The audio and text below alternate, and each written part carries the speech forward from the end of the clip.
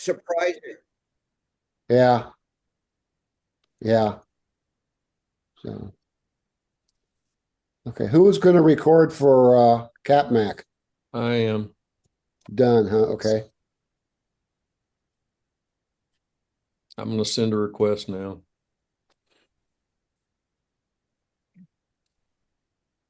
Starting a little early, but that's okay. Whenever the meeting starts. Hello, Oh, Nancy. by 30 seconds. Big deal. Hello, Nancy. Hey, Yeah, I can you saw hear? you attempting to become an expat, Nancy. I'm close. I've Yeah, got 3 more weeks, and I already have a place to live. All right. that's Yeah. good. That's good. Yeah, the rent's half of what I'm paying now. Same Yeah. amount of space. Yep.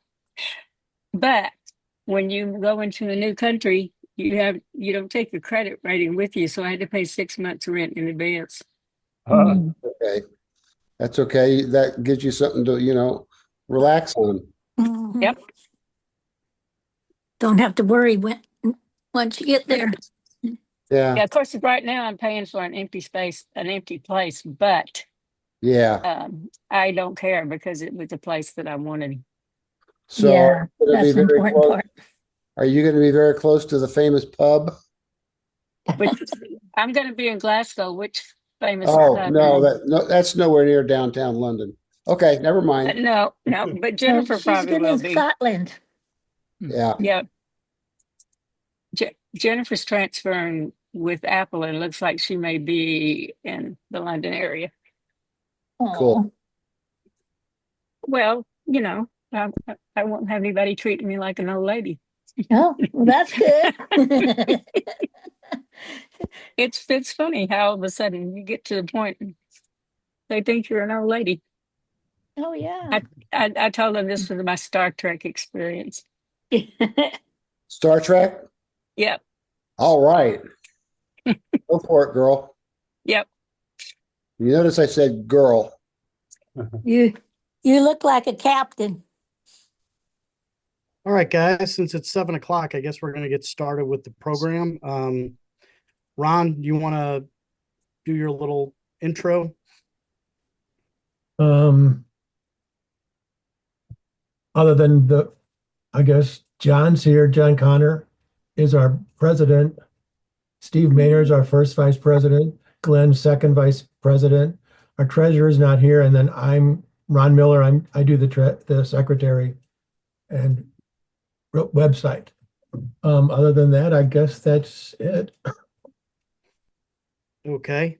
Jim, anything you want to say for Cat? Well, this is my first meeting as president, and I want to welcome everybody. And I've working with John Purvis to get the president email account and or MailChimp, get access to that. I'm thinking I'm probably going to need some help on using MailChimp for the mail outs.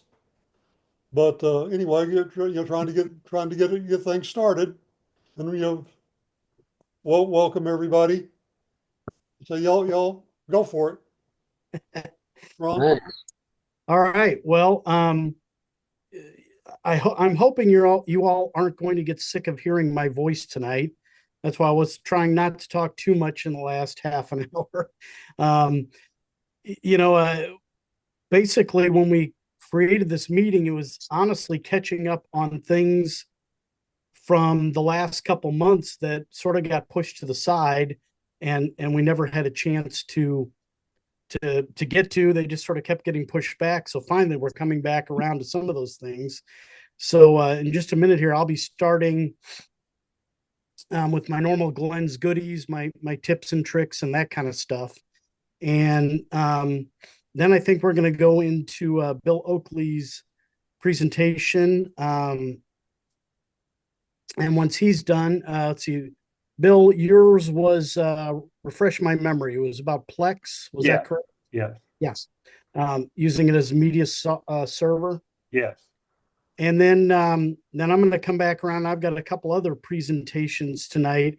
One is on Mac OS Sequoia. And I know we're a few months down the road from that now, but as I said, that was originally planned for November. And I'm going to, since it's Mac OS 15, I'm going to go through 15 features of Sequoia for you.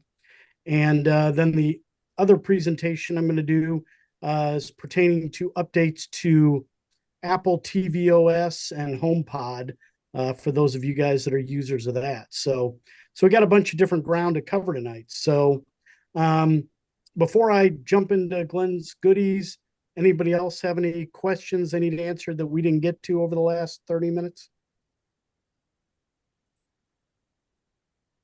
All right.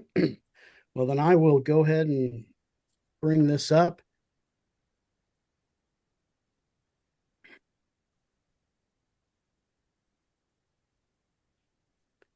All right. Can you all see that? Mhm. Yep. Yes. There we go. Okay. All right. So, some nice January weather. I don't know how it is down in Texas, but it's awfully cold and snowy up here in St. Louis. So, hopefully you guys are faring a little better right now down there. The snow started falling just east of us. Oh yeah. Okay. Oh, Yeah. I think I did more snow removal in the last week than I've done in the last 5 years, probably. So, and I know next week we're looking at some pretty frigid weather coming back in. So, Bummer.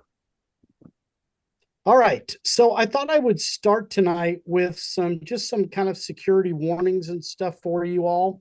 The first, I came across an article that I thought was interesting. And so as you can see here, it's concerning iMessage and how scammers are learning to bypass Apple protections. And so I'll read this. This is from a site called Bleeping Computer.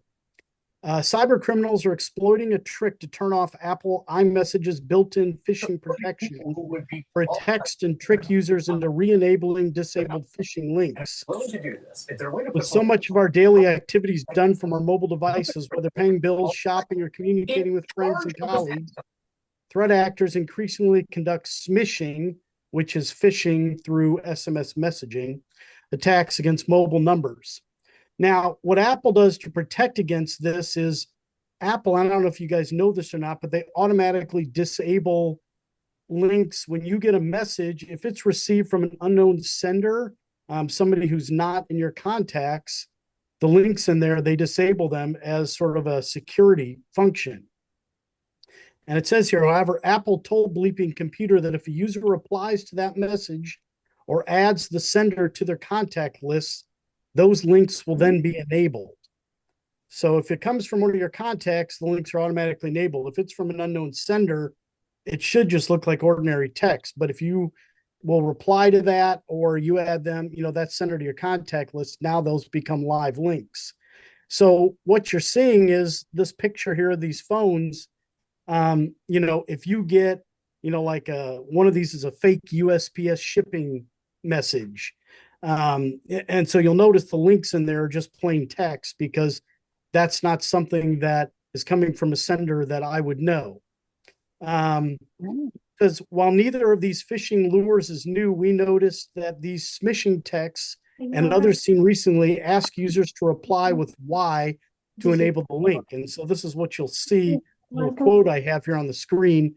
Please reply Y, then exit the text message, reopen the text message activation link, or copy the link to Safari browser to open it. And so you guys have seen, these kind of things probably.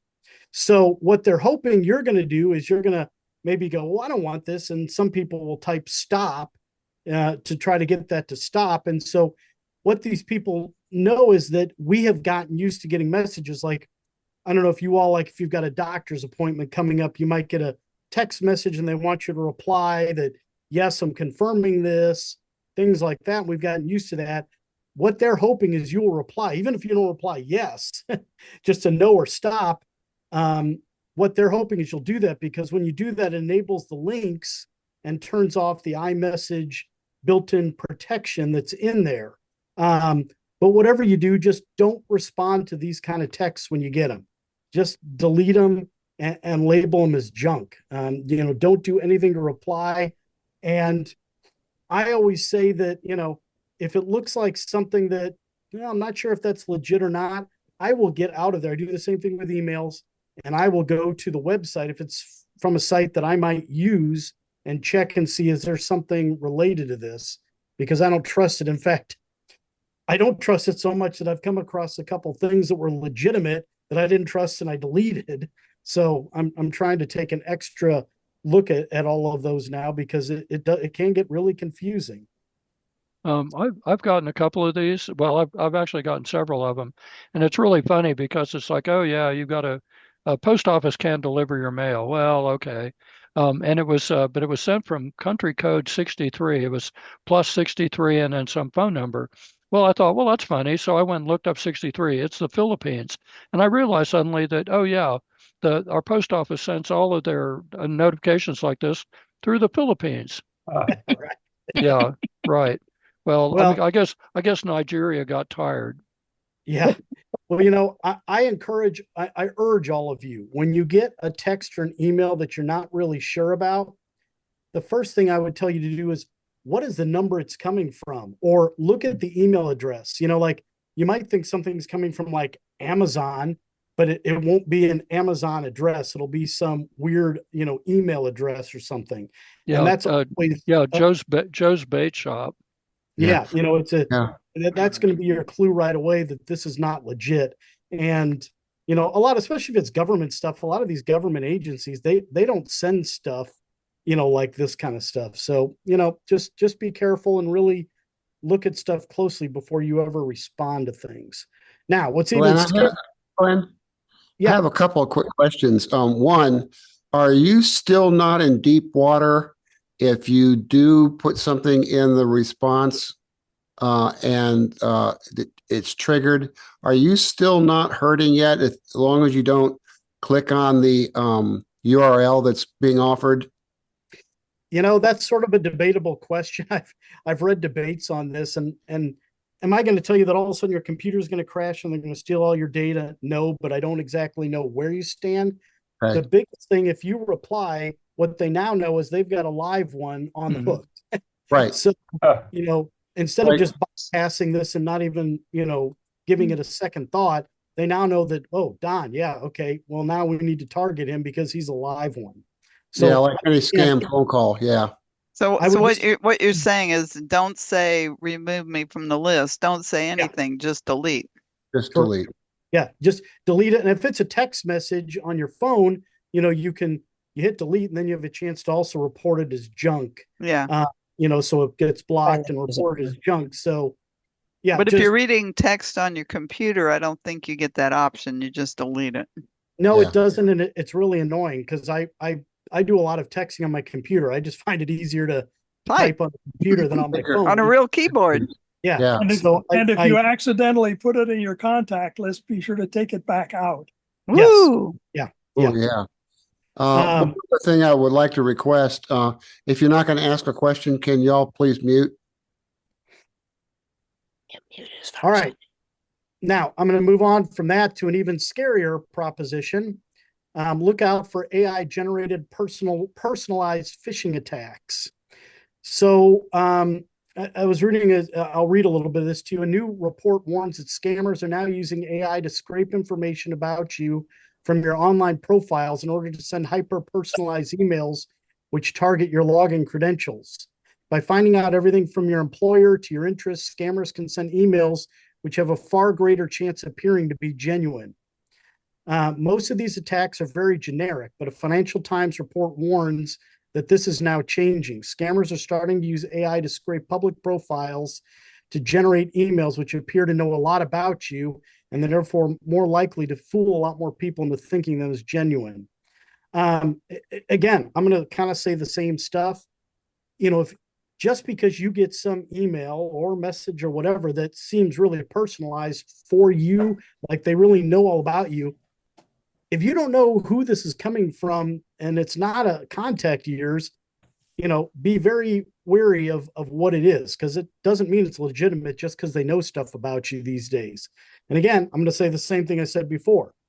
don't respond or click on any of these links. You know, if you have any doubts about it being legitimate, and again, if you think, well, this could be from a company I've done business with, well, get out of that message or email or whatever it is and open up a new browser window and go, you know, to that. Cause, you know, you'll get stuff about, oh, your bill is late, or, you know, you have a delivery or this or that. Well, you know, go look on that company's website where you know you're on a reputable website instead of responding to any of this stuff. You know, with AI, a lot of this stuff is getting, you know, to be a little bit scary because you know, it's going to get to look more and more genuine, and I think it's going to fool more and more people. Hey, Glenn. Yeah. Just because you mentioned AI, I learned a trick this week.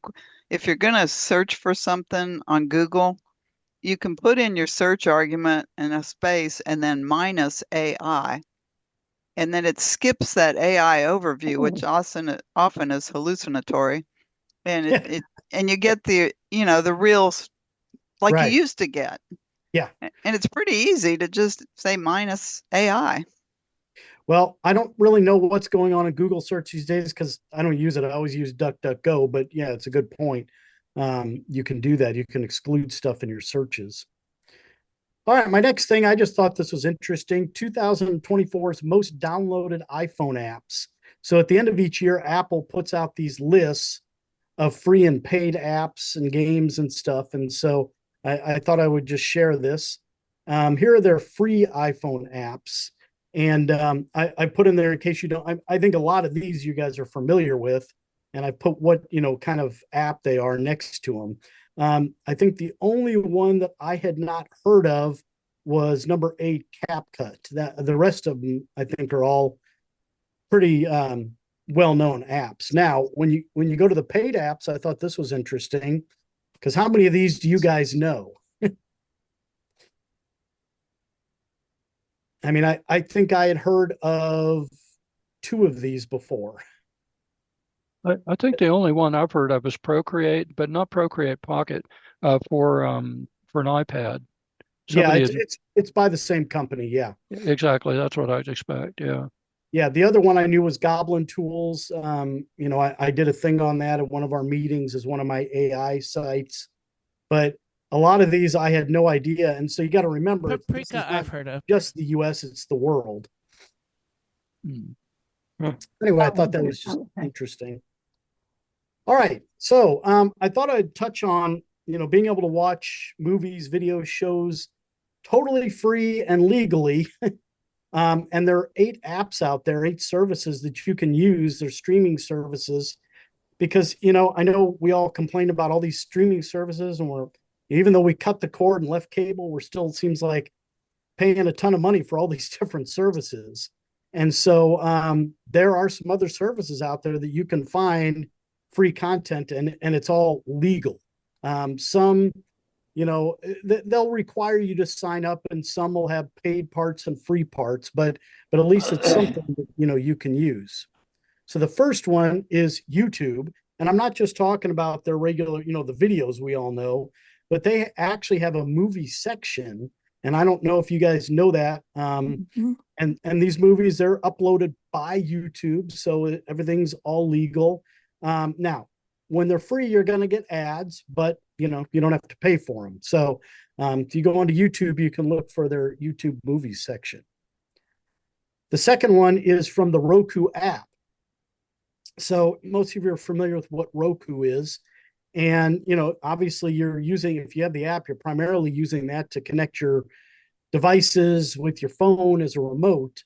But they actually have, there's a section for the Roku channel and it's a free streaming service. And you can access, you don't have to have Roku, any kind of Roku device to do that. And you'll find movies and TV shows. They also have live TV channels on there as well.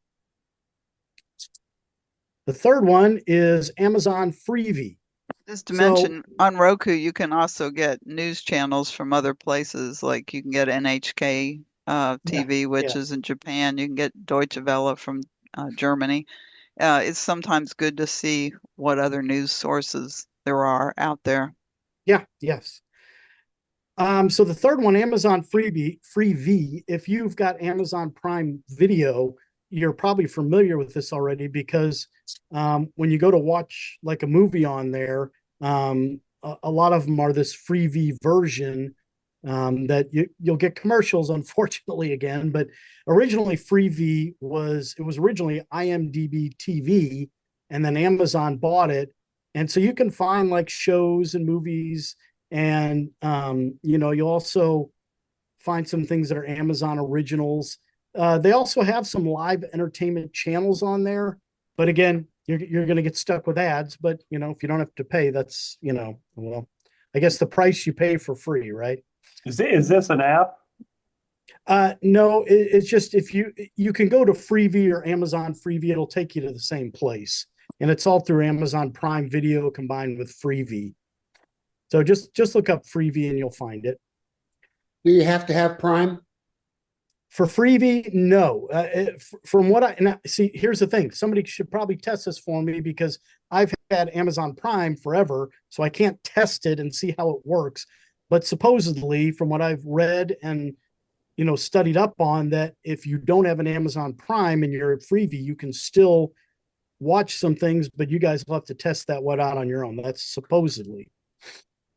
The fourth one is Tubi. And Tubi lets you watch all its content for free, and you'll find some original stuff there. They have live TV. If you're into comic books, Tubi has a comic book section, and you can read comic books for free. So that's a little different. There's a little bit of a difference between comic books and graphic novels. Yeah. Okay, number 5 is Crackle. I don't know if you guys have heard of Crackle, but it was like one of the original streaming services out there. They've got a lot of variety in their content. They have some original content as well. Lately, all of a sudden, though, when I've tried it, I can't seem to get that's a typo there. It shouldn't say to the app on the app, but it's the app store, and it kind of puts it on the next line, so if it's hard to understand. But when I try to go to the app store to find the Crackle app, all of a sudden I can't find it. So I'm not sure what's going on with that, but you can still access that through your browser. Just go to crackle.com. Okay, my 6th one here is Crunchyroll. I love the names of some of these. I don't know where they came up with these names. And Crunchyroll is most well known for anime. So if you're into anime, then this is the place for you. And so it's you used to be able to watch a ton of anime on here for free, but they've kind of really shrunk the free stuff down. You can still get some free stuff, but if you want more of it, then you got to go to the paid subscription part. So there is still some free content there. Okay, number 7 is Plex. Now, Plex boasts that they have more than 100,000 titles for free. Obviously, I didn't go count them all, so I can't vouch for that. What's interesting is they also allow you to search for titles on other streaming services as well without leaving their app. So if they don't have it, you can find it like, well, where can I go find this? And they also boast, again, I didn't go count these, but they boast over 600 live TV channels as well. And finally, the last one I have for you is Pluto TV. Again, they boast saying they have over 1,000 movies and TV shows, all of them for free. They also have over 100 live channels, and they do offer a kids mode. So that's kind of nice with appropriate content if you need that. So, check these out and see what you find on them. So there are other options to spending the big, the money on the big name streaming sites and companies. Yeah, I'd have to say that Pluto TV is interesting because they have the Mystery Science Theater 3000 channel. Okay. And if you like watching really questionable movies and science fiction films with commentary by the robots and stuff, it's pretty good. Yeah, it's an oldie but goodie. I mean, they've got a lot of different channels on Pluto. You do have to deal with ads again. Yeah, but if you like Japanese Sentai films, they have a bunch of guys in rubber suits like Gojira and Ultraman and stuff. They've got that too. Okay, thanks. All right, moving on. Sometimes that's the best antidote to watching the news. You just All right. So, being that it's the new year and we make these resolutions and it's, in with the new and out with the old, it might be a good time to look over your subscriptions. I think it's easy over time. Oh yeah, I'm going to subscribe to that and this and so you may not even realize what you're subscribed to or what you might still be paying for, and so it's just easy to forget about. So um, there's a process. It's fairly simple to can't go through and check what you have and cancel them on your iPhone, or you can do it on any Apple device, but I was going to show you on your iPhone here. And so there's two places that you can go to find a list of subscriptions. So the first way to do this is go to the App Store app on your phone. And once you're in the app, look it up in the upper right-hand corner and you find your little account picture up there and you tap on that. And then it takes you into your account. And then you want to tap on where it says subscriptions. And then once you do that, you're going to look at a list of subscriptions and see if there's ones you don't want. And if you want to get rid of these, just press on the subscription and then it'll take you to a screen where you can hit cancel the subscription. The second method for doing this is you can simply go to settings, find your account name with your username picture. And once you get in there, you're in this same window and you go to subscriptions. And again, it's going to give you a list of your subscriptions there. Oops, sorry. And that will, then you can just tap on the subscription and allow you to cancel it if you want. So just a good idea, because I think, like I said, it's easy to lose track of those and forget what you had there and everything. All right, the next thing is, I thought this might be relevant, how to delete your Siri history on Apple devices. So Siri's great if you use it. I actually don't really use, sorry, I should say the S lady. I don't want to start activating everybody's devices. I apologize. But if you're worried about privacy and the S lady storing your data, you can certainly delete your Siri history. Because what happens is your iPhone or any of your devices will store your interactions. And Apple says that they do this because it can help, improve your experience when you're using the S Lady, but it'll still work without the stored data. Now, I haven't tried getting rid of my data because I just wasn't really worried about it. And so I don't know how that impacts the performance of the S Lady. Now, if you allow Apple to, it's going to use your user request to supposedly improve the experience, but there have been some privacy issues. One example was back in 2022. The company accidentally stored these recordings, and even though it told users that if they didn't want to share the information, it wouldn't. And then also just came to light. This is a big thing, and I'm going to talk more about this in a second. That Apple has agreed to pay a $95 million settlement for a class action lawsuit that accused them of having the S Lady eavesdrop on people using Apple devices. So, even if you're, even supposedly if Siri's storing this anonymously, you're still going to have personal information in there. So how to do this? Well, go to settings, and then go down. This has changed recently. So you want to click on Apple where it says Apple Intelligence and the S Lady. And you'll have to just scroll down a little to get to that. And then once you go into there, scroll down in that Apple Intelligence section until you see where it says S Lady and dictation history. And again, I found this has all been changed a little bit. So if you have older systems, it could be different than this a little bit. And then once you click on that, click on delete S Lady and dictation history, and then they'll make you confirm this when you click on it again, and that will get rid, supposedly, it will get rid of all of your history there. I haven't tried it. So Glenn, this is all or nothing. You can't selectively decide? As far as I know, yes. So once you get rid of it, it's gone and you start rebuilding, I guess. All right. So I mentioned that there's a $95 million settlement for this lawsuit. And I don't know how many of you have heard about it. It's kind of been in the news lately. And I'll read what I've got typed here.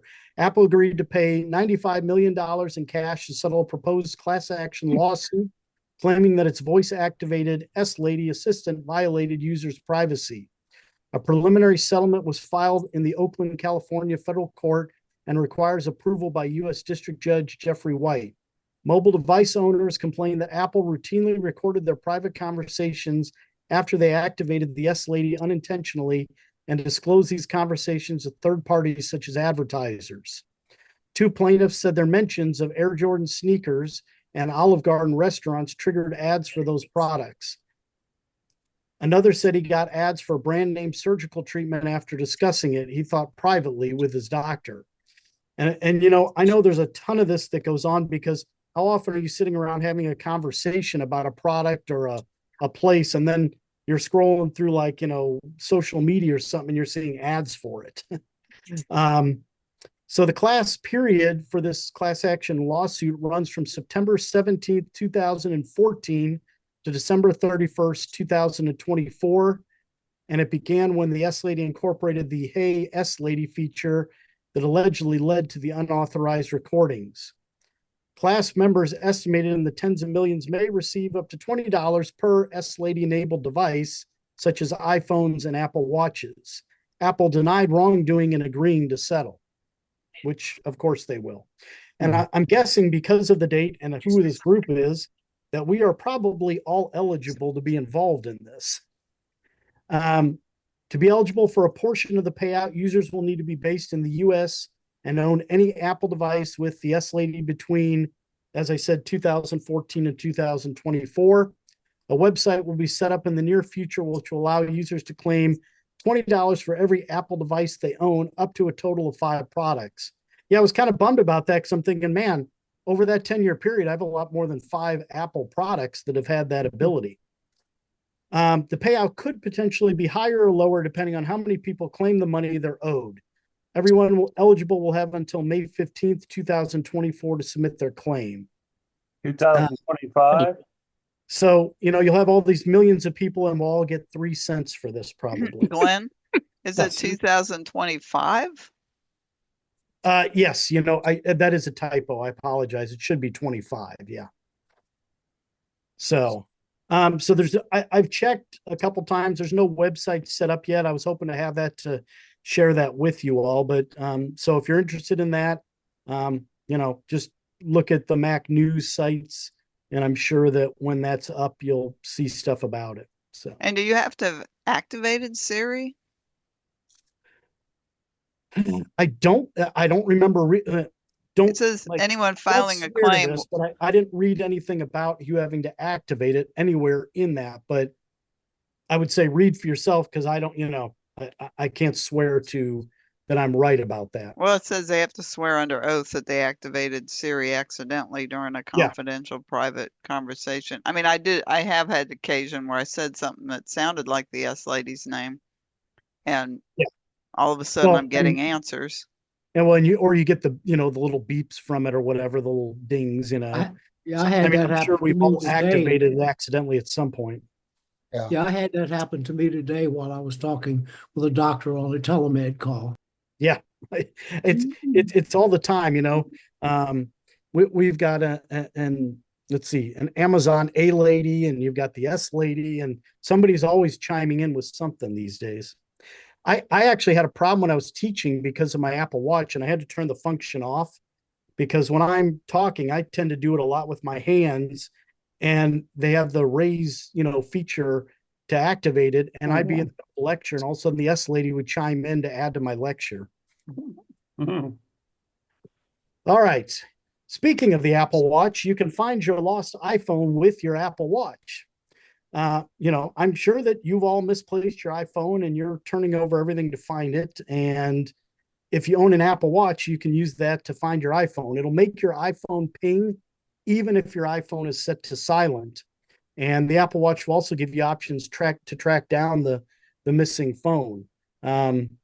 And this comes in handy. I mean, I've between myself and my wife, it seems like I'm always, hey, did you see where I put my phone or where my AirPods are or something? So, okay, so to do this on your watch, go to the control center on your Apple Watch. And if you're on Apple Watch running OS 10 or later, press the side button once. For earlier versions, you swipe up from the bottom of the screen while on the watch face. And once you're in control center, press on the little icon. It looks like a phone with little sound waves coming out the side of it there. And when you press that, it's going to make your iPhone ping loudly. And it's a fairly loud ping for about 2 seconds. Again, even if your phone's on silent, it will ping audibly. And you can, it's only a couple seconds, but you can keep hitting this and it'll keep pinging. But I can tell you that for sure, if you're in that room, you'll easily hear it. And if you're in the room, somewhere close in that house, you should be able to hear that as well. I mean, it's fairly loud. Yeah, If you yeah, have I an learned how to Apple do that Watch, just recently. did it work for you? Yes. Okay, good. Now, if you've got an Apple Watch 9, 10, or the Ultra 2, so if you have the original Ultra, this doesn't work, you can use precision finding. When your watch pings your iPhone, it'll find where your phone is and direct you to it. And so that little bar there is showing you which direction. It's telling you how far you are from it. So it's like playing hot and cold with your watch. And as you walk around, that bar will move if you go the wrong way, and the distance from it will decrease as you get closer or increase if you're going the wrong way. So it You can doesn't matter also, if your phone is locked. what's that? It doesn't matter if your phone is locked. That's a good question. I don't know, but I'm presuming if you did like the emergency lock on that to like it's been stolen and you locked it, I don't know. Well, I've got mine set to lock if I haven't used it for 3 minutes. Oh no, that you're fine. I thought you meant like if you're worried that somebody stole your phone and you did the emergency lockdown. No, if your phone just locks and turns off, you're still fine. It'll do it. So it's still getting power. It's still not really powered down, right? Correct. Okay. Yeah. Okay, so you can also find your lost iPhone with your Apple Watch, and you're using Find My, but the app on the watch it says Find Devices. You can see what it looks like there, the little green app there. And so you click on that, and what you'll get is you will get a list of your Apple devices and where they're located. Now, this isn't really that helpful if you're sitting at home and your devices are there, because when you use Find My, it's not going to pinpoint the location within your house. It's just going to tell you it's in your house. But if you're worried you left your device somewhere that you aren't at, you can figure that location, because it'll, like first it gives you the list, and then you click on the one and it'll, give you a map where it's at. So, at least that can take you back to where you think you left it. Also, you have an option then to have the watch play a sound or give directions. Like you can have it play a sound. If you're trying to find it, you're getting closer, it can also give you directions. So that's, again, but it's not, to be more precise on these, you got to have the watch 9, 10, or the Ultra 2. You can also set notifications to alert you when you've found it. Now, it sounds stupid. What do you mean? I'm looking at it. I found it, but maybe you're just in the same place, and it'll give you a notification that you're now in the right place. You can also have it notify you when you leave things behind. I find I've got mine set to notify me when I leave stuff behind my devices, but I find that really hit or miss. Like sometimes it'll tell me, hey, your device is no longer with you, it's there, and other times it doesn't. So I'm not sure why it does sometimes and not others. I also think it's funny, like I used to get alerts all the time when I'd have like, my MacBook when I was teaching at school with me, it'd be sitting on my desk. I would leave my classroom and walk down the hall to the bathroom, and I'd get an alert that I left my MacBook Pro behind. I'm like, okay, well, I was just going to the bathroom. So, so sometimes it's real sensitive, and other times it doesn't at all. So it's kind of hit or miss. All right, if you have Apple Music, Sometimes if you have downloaded music through Apple Music, because you've got a subscription to it, you'll find all of a sudden that the music that you thought you had, you no longer had. Songs will disappear from Apple Music. And by the way, it's not just Apple Music, it's Spotify, other places that they just don't have anymore due to licensing issues. And so, all of a sudden you're going to find out, gee, they're not here anymore. I want to hear this artist. What happened to them? So there's an easy way to find out if songs have been removed from your Apple Music library. And it's real simple. And I've done this. I did this a while ago, and I set up a list to anytime I can click on it, it'll show me, hey, what do I not have in there anymore? So if you want to do this, first thing you got to make sure is you're signed into Apple Music on your Mac. You can't create or edit smart playlists on an iPhone without going into shortcuts and creating a shortcuts for it. So you got to do it on a Mac. Now, if you don't know whether you're signed in and you've got music open, go up to the account on the menu bar up there. And if you see, if it just says account and nothing below it, you're not signed in. But as you see by my picture, if it says account and your name is right below it, that means that you're signed in. So you got to be signed into Apple Music, first of all. Okay, next, you're going to create a smart playlist that will automatically check for songs that are removed from Apple Music. So to do this, you're going to go up to File, to New, to Smart Playlist, or if you prefer key commands, Option Command N. And you're going to get a new Smart Playlist window. So the first thing you want to do when you open this window is you're going to change the first drop-down menu that says Artist, and you're going to change that to where you see here Cloud Status. It automatically says Artist. Change it to Cloud Status. Make sure the second drop-down menu there is set to Is. And then the third drop-down menu, it'll default says Match. Change that to No Longer Available. And leave Match for the following rule and live updating checked. And you click OK. Now you'll find the smart playlist in your list of playlists that are on the left-hand column of music, and it'll be called No Longer Available. And so now, if you go look in that list, it will have for you a list of songs that are, no longer there. They're no longer available to you. And maybe you don't, but I created that about a year ago, and I just periodically will check and say, okay, what's disappeared? What do I no longer have access to in my library? All right. I've got a product for you I thought was interesting. Did any of you guys, well, I'm sure some of you did. How many of you had a Mac with the touch bar on it? We have any people that had those? I love the touch bar, but it was a very maligned piece of software or hardware, I should say, that people just didn't like. So Flex Bar has come around, and it's a Kickstarter project, and it's reimagined the touch bar that was on the MacBook. However, this is a standalone product. You can actually use this with both Mac and Windows machines, and it's being made by a startup called ENIAC Technology out of Hong Kong. And so I have a little video that'll show you what it is, but if you do it early, you can get it for $119. They plan to retail it for $179, beginning in February of 25. And here's just a little video about it.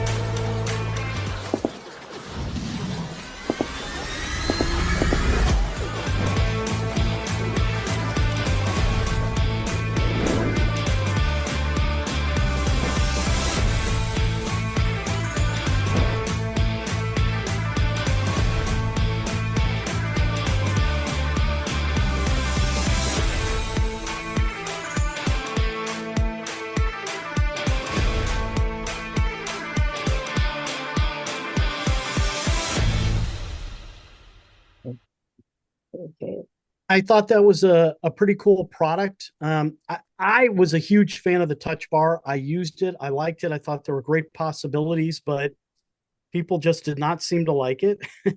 And everybody sort of, I don't know, poo-pooed it. And I thought maybe it just was never, we never really saw the uses for it. And I don't know that I'm going to go out and spend, $179 or whatever on this device, but I think it's got real possibilities that, can really have some cool uses.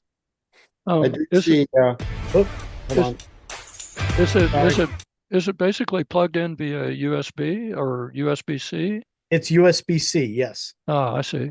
And I take it takes a custom, like in other words, you have to have some kind of, I don't know, application or CAX that allows you to, so it handles all the input from this thing. Yeah, I don't know all the specifics on how you set the thing up. Mm. But yeah, I mean, you can see it. I know it's plug-in USB-C, and then I'm sure there's some software that you probably have to run to get it to recognize or, Yeah. this, but I don't know, but it looks like a cool product to me. Well, yeah, it's pretty neat. Good demo And, anyway. and I like it because the touch bar, if you guys remember on the old MacBook touch bars, it was always up by your screen. So you had to reach up there for it. Or with this, you could kind of put it wherever it's convenient for you. You can use it with different computers. Like they said, you can use it on Mac or Windows. I don't know all the specs on it because, like I said, it's still a Kickstarter project. But I don't know. To me, since I like the whole thing in the first place, it's very interesting to me. Yeah. All right. Aqua. I came across this post on X the other day, last week when I was putting this together. Aqua was first revealed 25 years ago today on January 5th, 2000. And I thought, wow, it's been 25 years already. Holy cow. And so, I just remember when Aqua came out, I was like, oh, and of course, remember, the IMAX and stuff back in the day. But, it was such a cool looking thing for its time. When I look at it now, I'm like, yeah, that looks really dated. But but I was like, oh, it's hard to believe that's been 25 years already that this came out. And there you guys have it.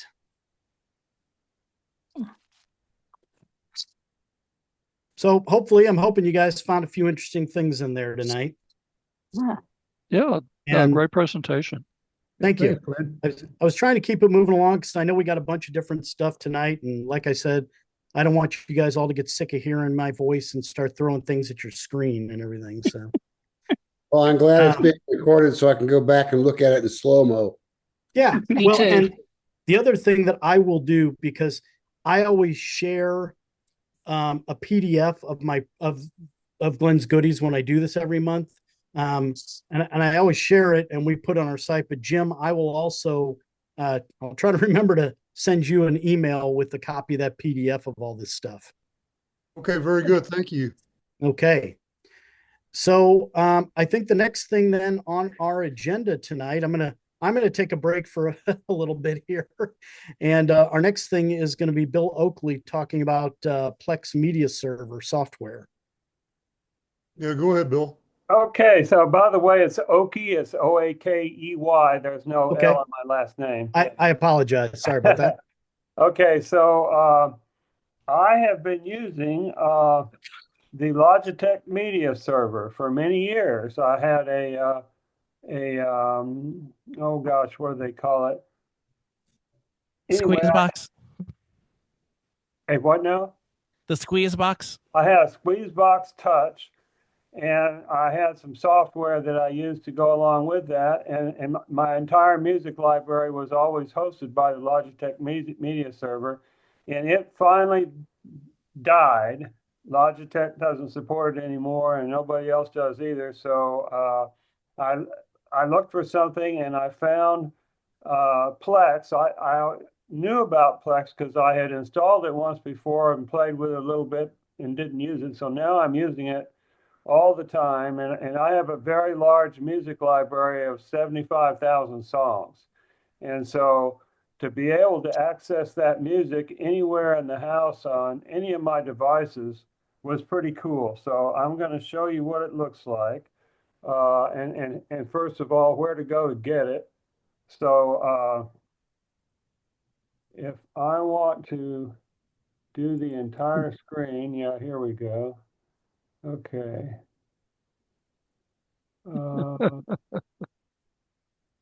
Well, I'm hoping it'll let me go ahead and do what I want to do here. So let's see. Yeah, okay. So I'd like to get rid of, well, okay. I think I can get this to go on the full screen, I think. There we go. Okay, so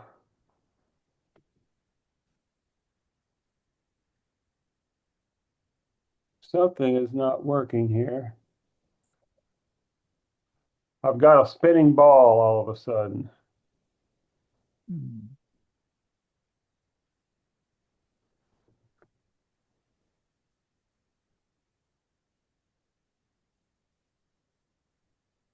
Okay.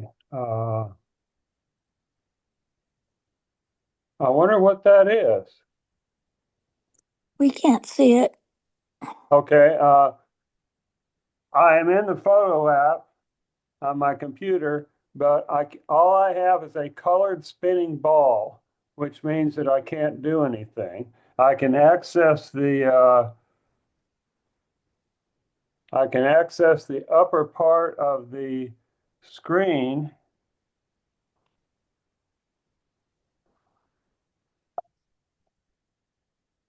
We see the 8.5 Souvenirs album. Yeah, and that's all I can get, because if I try to hit the arrow key to go anywhere else, it won't let me. We see your arrow key moving all around. Are you seeing more than one screen? Nope. We see No. No, you're just seeing his mouse. He wants We the can see your forward cursor. arrow. the arrow. Oh, I know what I'll do. I'm going to stop the screen share and then start it again and see if it'll work properly. Now I'll try it again. Mm. And then I'll go to photos.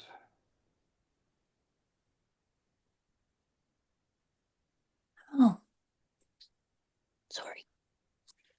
Oh, brother.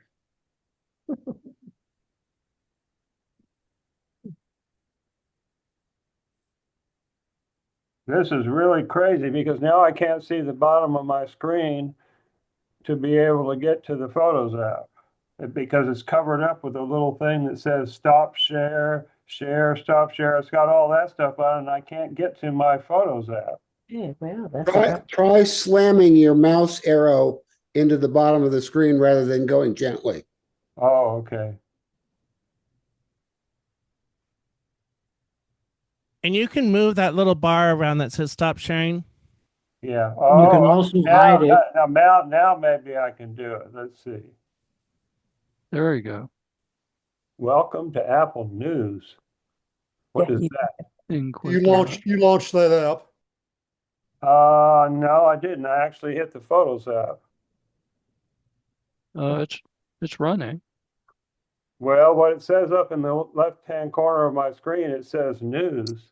Quit news. It's not giving me the Photos app.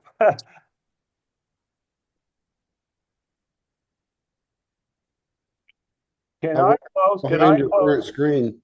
Can I close Safari? Would that hurt anything? No. You try closing Safari and see. You're not using Safari. Okay. Not anymore. And you can close mail as well.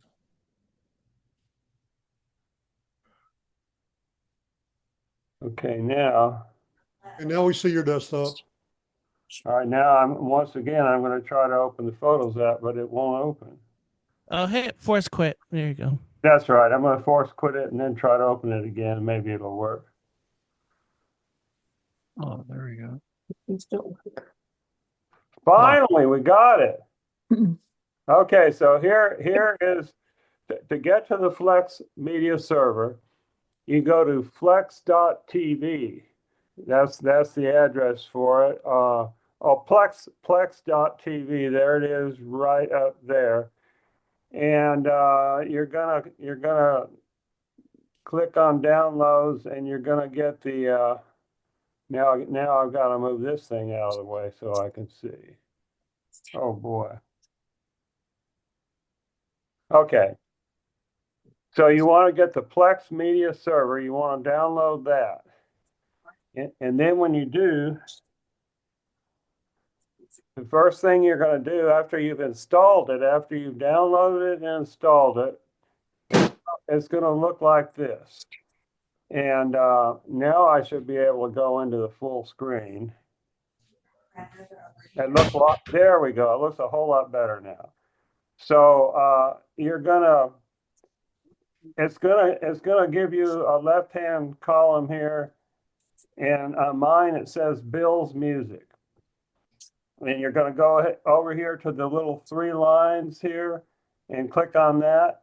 And then you're gonna click on Scan Library Files. And what it'll do is it'll scan your entire computer and find all of your music files, and it'll put them into a library. Now, for this presentation, I'm only going to talk about music. Plex does a whole lot of other things. It'll let you watch movies. It'll let you watch TV. You can create a library of movie files if you have them on your computer. But I'm just going to talk about the music part. So after it finishes scanning the library files, you'll see all this stuff from your music library, and over on the right-hand side, you've got the alphabet. So if you wanted to search for an album or an artist, you could click on any of those letters and get to it. Okay. So next thing I'm going to show you, one of the cool things about Plex is that in addition to importing all of these albums in your library into the server, it also gives you some information about some of the artists. It doesn't do it on all of them, but here's an example where it gives you a little bio about 8.5 Souvenirs. And if you were to scroll down further underneath this, it would list some popular tracks. Then underneath that, it would list all of their albums that are in your library. So the nice thing about it is once you have this installed, you have to install the server on your computer, and you have to open it and have it running, and it just really sits on your Mac. Then you're going to want to go to your iPhone or your iPad or both and download the Plex app on your other devices that you want to use to listen to your music. And so then like I said, you can take it anywhere in the house. And so I use it in my bedroom, and I have an AirPlay device that I can use AirPlay to send the music to a really good speaker. So one of the things I want to tell you is that when I first did this and it brought all the music into my library, I wanted to, it was Christmas time when I got this all set up. And so I wanted to listen to some Christmas music, and I scrolled through the genres, and they only had like 5 or 6 genres. And so it didn't pick up everything. So I had to research it. And what you need to do is once again, you go to where it says your name and the music. So my Bill's Music, and come over and click these 3 dots here and go down to Manage Library and refresh all metadata. And once I did that, it went through my entire library and assigned all the metadata that was in there on my drive. And then all my genres popped in just like they were supposed to. So that was nice. And so up here where you see where it says albums, if you click on that, it'll give you a choice of albums and art or artists or genre or whatever category you want. Okay, so the next thing, there's a couple of problems that I discovered, because when you're dealing with software like this and your music is stored in a bunch of files on your computer, it's going to make mistakes. And so here you see, I've got this album of Liza Minnelli, New York, New York, and it looks like it's duplicated. Well, it's not really duplicated. One of them has all the songs except for one, and then the other one only has one song on it. And so what you do there is you click on, there's a little thing up in the corner. If you move your mouse up, you're going to see a little circle, and you click on that circle, and you come over here and you click on that same circle, and then you're going to go up here and click on these three dots, and then you're going to click on merge.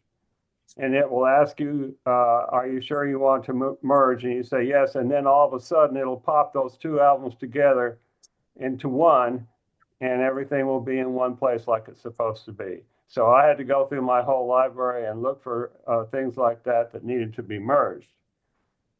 Now, the next problem I ran into is that here's an album that actually had, I think, I guess it had a disc 1 and a disc 2, but it just says Nancy Wilson Anthology Disc 1, and when I scrolled down, it had disc 1, and right underneath that, it had disc 2. So instead of giving me two separate albums, one for disc 1 and one for disc 2, it had them all together in one long set. And I wanted to split them up. So I learned how to do that.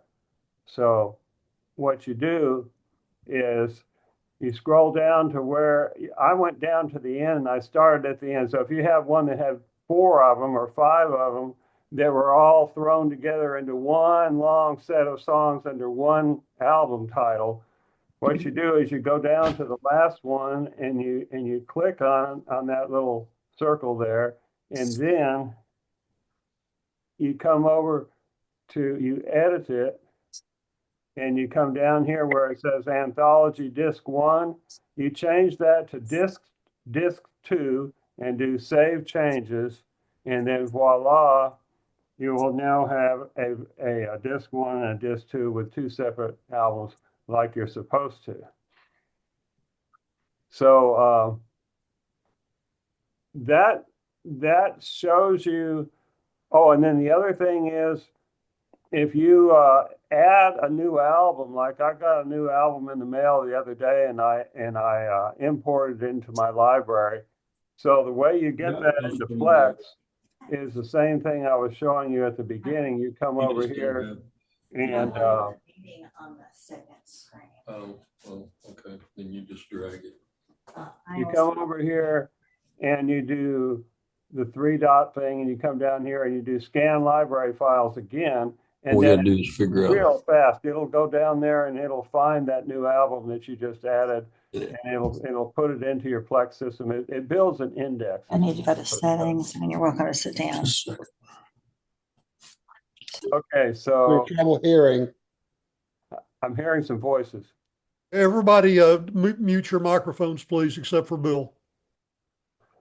Okay, so I'm actually almost done. So I was already telling you that it's really nifty the way you can use it on all your devices and you can use it anywhere in your house. Well, it gets better than that. And by the way, everything I'm showing you is 100% free. You can do all the stuff that I was showing you with your music library, and it's absolutely free. They do have a subscription that you can get, which I'll talk about in a minute here, but this is all completely free. So you can actually access your music from anywhere in the world with an internet connection if you learn how to set this up right. And so what you have to do is click on this little thing that looks like a wrench and go into settings. And once you're into settings, you come down to where it says remote access. And here you can see that it says fully accessible outside of your network. Well, in order to make that work, and I had to research this, you have to do something called port forwarding on your router. And I have a Netgear router, and if you want to make a note of this or take a screenshot or whatever, what I had to do was I had to go into the advanced settings and come down to advanced setup, and I had to do port forwarding / port triggering. And for a different brand of router, it would probably also be in the advanced settings. It would probably say port forwarding. And so I created a new port forwarding thing, and I called it under service name, I put Flex. And for the external start port, I put 5,000. And for the internal start port, I put 32400. And that's what it has to be. This one has to be here. This one is variable, but I chose 5,000 from some stuff that I was reading, and it seemed to work. Over here is my internal IP address. And I can't remember if I had to put that in there or if it automatically went in there. I think it might have automatically gone in there because that's the address I go to log into my router. So it's a little bit tricky to try to get this remote access working. But what's really nice is when I was visiting my family in San Antonio over Christmas, I could sit there and play songs from my music library coming from my computer here in Austin. And it was completely free. So that's just a general overview of what all you can do with it. Now, I will tell you that they have a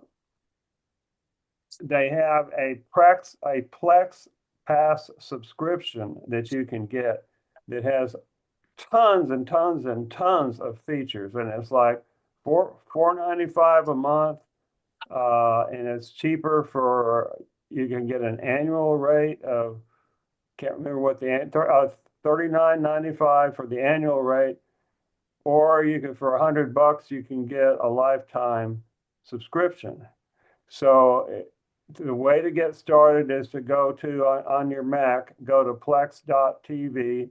That's where you would download the server, and that's where you can get all the information about the subscription model.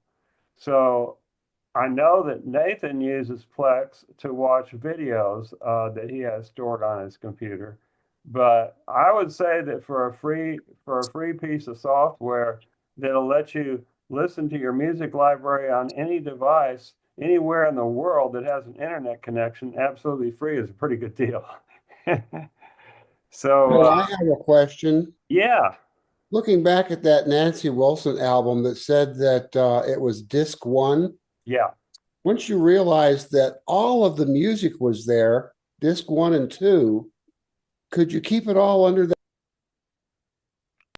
that single album cover, for example, and go in and edit the title there and say discs one and two? No, I don't think so. I think you have to, and it's pretty quick. I mean, it didn't take me but a couple of seconds to go in and let me go back over to where that is. Okay. So when I was scrolling, it started with disc one, and it's just like I'm scrolling through the songs. And when I got to disc two, I only had to click in this one little circle, and then I had to go up to the little edit button here and go into this block and change this to disc two and do save changes, and I was done. So that's pretty fast. I don't think there's any quicker shortcut to make that happen. Thanks. Anybody else have a question? Bill, yeah, would you confirm something I thought I heard you say earlier, which is that you said something about getting an album in the mail and then you Yeah. add it to the play. Do you mean you got like a CD or something? Yeah, were see, I am an old-fashioned music guy. I do have a subscription to Apple Music to explore new things with, but I have a huge CD collection, and a whole lot of it I sold to the Briscoe Center. And I sold 2 batches to the Briscoe Center, and now I've got a third batch that I'm going to try to see if I can get them interested in. So I have a ton of CDs, and I buy them occasionally through eBay or through Discogs, Discogs. They both have a whole lot of real interesting CDs for used CDs for very good prices. And I spend a lot of time in my retirement researching music history. And so I love to discover new things, and I love to go and like on a big treasure hunt to find things that I haven't heard in a long time or things that just look interesting to me. And so I will occasionally buy these new CDs and I import them into my music library, which is all stored on a little external drive I've got a 2 terabyte external drive on the back of my computer that's about the size of a candy bar. And that's where my music library, my main music library resides. And I have a different kind of streaming setup for my main living room stereo system. And I use the Plex system on my iPad to stream the music upstairs in my bedroom. Okay, and how did you get the music from those CDs? How did you rip it to the computer? Oh, okay. Well, I use DB Power Amp. That is the absolute best software for Mac for burning your CDs importing CDs onto your computer. It's called DB Power Amp, all one word, and you just can't beat it. And by the way, I saved all of these in the high resolution FLAC format, FLAC, and Apple Music or the Apple iTunes system doesn't use FLAC, but you can play FLAC files on your computer or on your iPad if you have the right kind of software, and Plex will certainly do that. So you're getting good high resolution quality sound when you do it that way. And did it bring the metadata over as well? Well, it did, but like I said, it didn't do the genres properly. And so that's why I had to take that one extra step after I had the library imported, where I had to go in here and click on the 3 dots and come down where it says Manage Library and come over here and click on Refresh All Metadata. That brought in all the metadata that was associated with those FLAC files on my external drive. Okay, so when you rip the music from the CDs onto that server, it brought the metadata over. Flex didn't see it right away. That's But right. you were able to go into Plex and refresh that, Yeah. and it showed up. So you could then classify these things into libraries.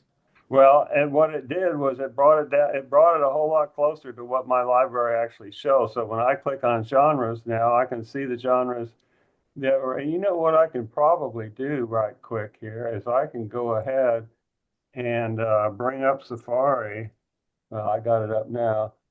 And instead of using the photo app, let me see here.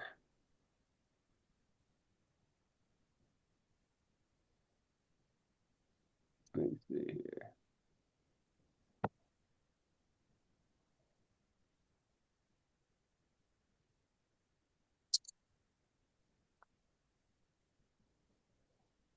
Okay, so here is the real Flex now. I've got Flex open and I'm going to show it to you live. So if right here where it says albums, oh, I'm going to go over here where it says all, and I'm going to come down to where it says genre. Okay, so it starts with alternative, indie, ambiance. There's where I misspelled blues, BLLUES. How about that? Children's, Christmas, classical, classique. So there's some genres on here that I didn't even know were there. But like I said, I got 75,000 tracks on here, and some of them are duplicated. But anyway, so it gives you a whole lot of flexibility on how you want to listen to your music.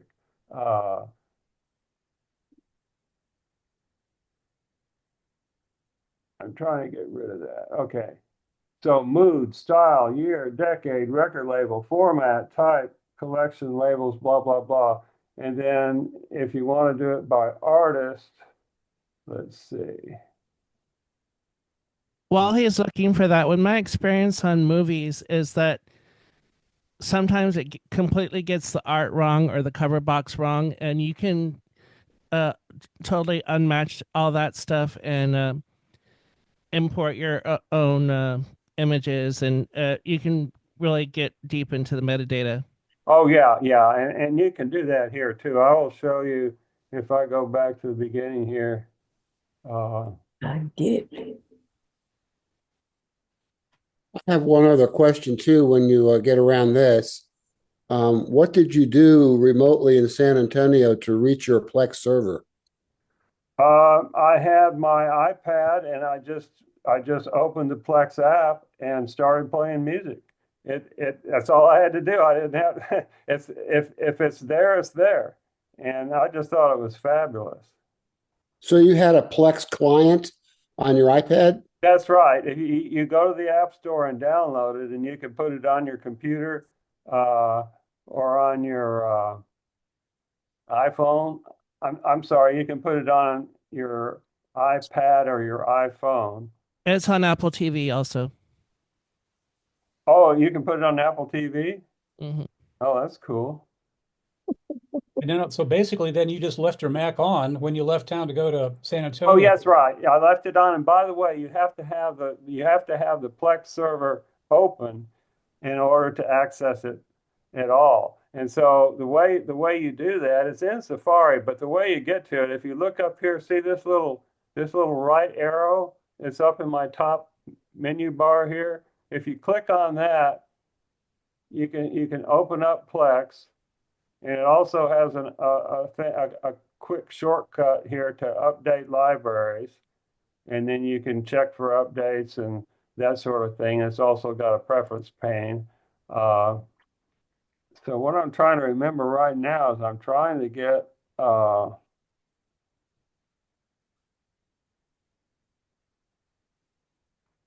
this doesn't need, right now it's not showing all my albums, and I'm not sure what the problem is.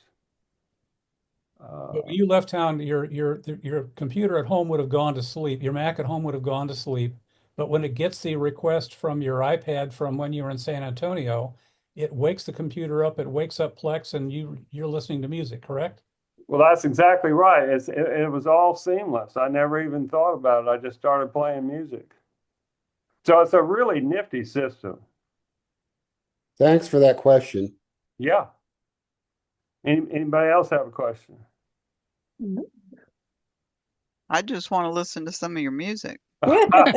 Well, you know, I've been having music parties over here, and it's all kinds of fun because I'm just obsessed with music history, and I started collecting music in 1952 when I was 5 years old, and all through my teenage years with you know, I turned 13 in the summer of 1960, and so uh, I was really too young for the birth of rock and roll, but I sure as the heck went back and caught up with it later.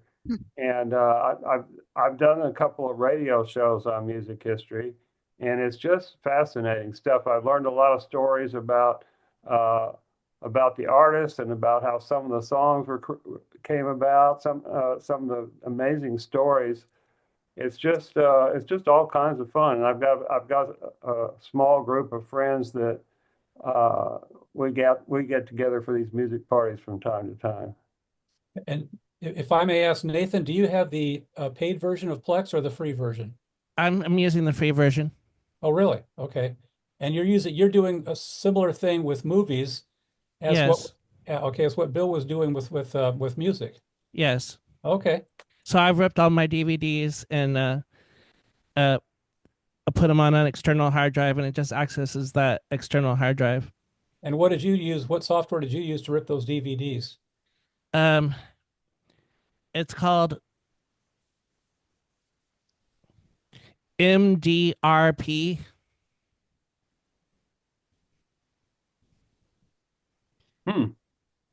That's one I'm not familiar with. And Bill, I'm sorry, what was the software again you used to rip the music CDs?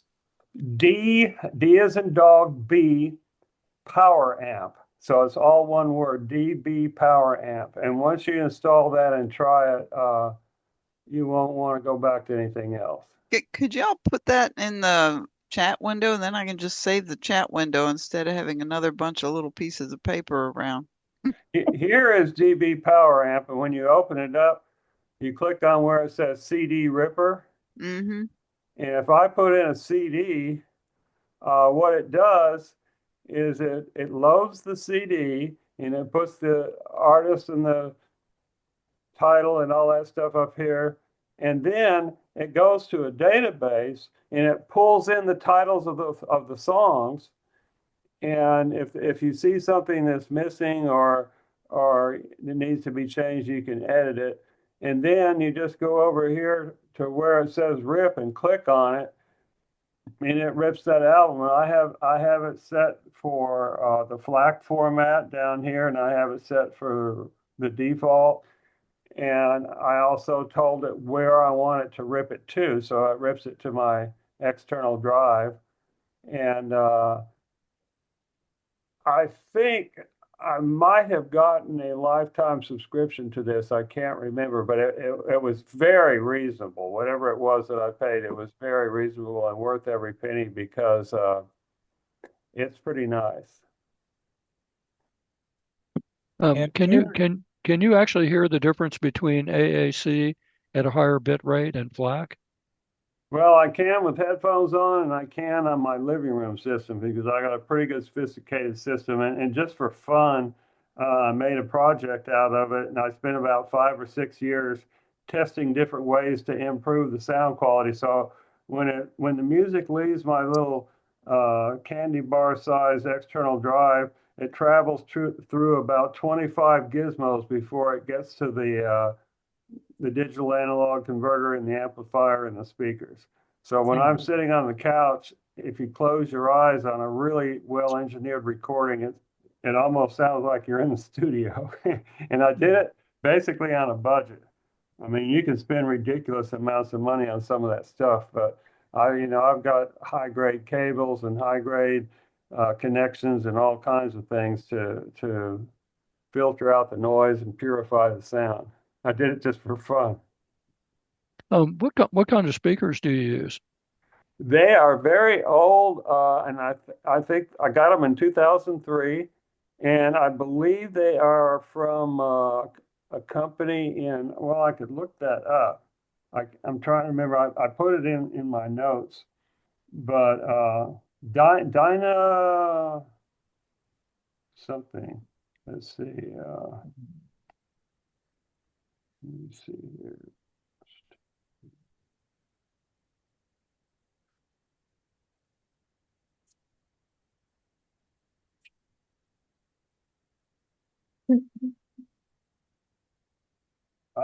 Here it is.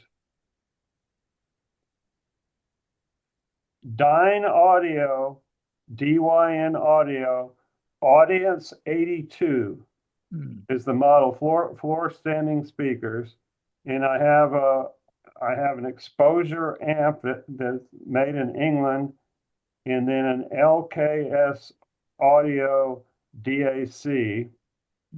And then my streamer is really out of date. It's called an Auralic Aries Finto streamer. A lot of that technology has changed, and the model that I have looks funny when you compare it to the modern ones that are out there now. But it sounds pretty darn good. Bill, one more question for me, if you don't mind. What is this? What CD player are you using, and how are you have it connected to the Mac? Oh, okay. Well, I can't remember the brand of the CD player, but it's not even. I don't even know if you could buy one anymore. I got it from OWC. Is that Old World Computing or something? Other World Computing. Yeah, I remember they sold those for many years. I don't know if they still do. It's called a Mercury Pro. Yeah. Is Super Drive acceptable? Super Drive? From It would be slow, Don. I think it's only USB 2, but if you don't mind the slow speed, I would think it would work. Light it and walk away, get some coffee. I'm sorry? Who cares if it's slow, if you can multitask by drinking a cup of coffee or reading a book. Yeah, yeah. I think you can also multitask on these. Yeah.